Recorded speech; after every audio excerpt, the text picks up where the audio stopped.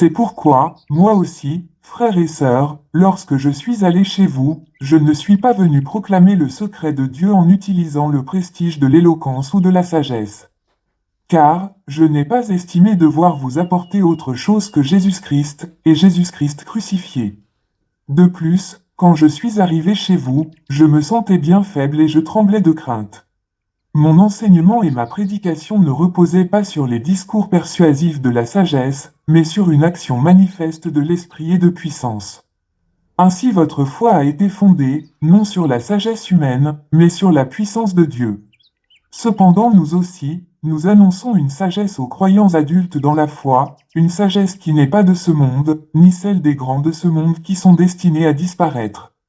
Non, nous exposons la sagesse de Dieu, secrète et cachée, que Dieu avait préparée avant le commencement du monde en vue de notre gloire.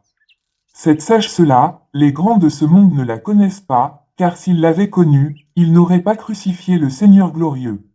Mais, comme le dit l'Écriture, il s'agit des eux que l'œil n'a pas vu et que l'oreille n'a pas entendu, ce que l'esprit humain n'a jamais soupçonné, mais que Dieu tient en réserve pour ceux qu'il aime. Or, Dieu nous l'a révélé par son esprit, l'esprit, en effet, scrute tout, même les pensées les plus intimes de Dieu. Quel être humain peut savoir ce qui se passe dans un autre homme?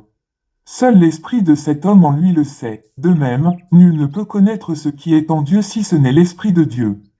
Or nous avons reçu, non pas l'esprit du monde, mais l'esprit même qui vient de Dieu, pour que nous comprenions tous les bienfaits que Dieu nous a accordés par grâce.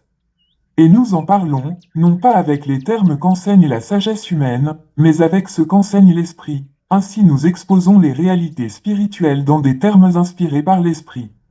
Mais l'homme sans Dieu ne reçoit pas ce qui vient de l'Esprit de Dieu, à ses yeux, c'est pure folie et il est incapable de le comprendre, car seul l'Esprit de Dieu permet d'en juger. Celui qui a cet esprit peut, lui, juger de tout, sans que personne ne puisse le juger, car il est écrit.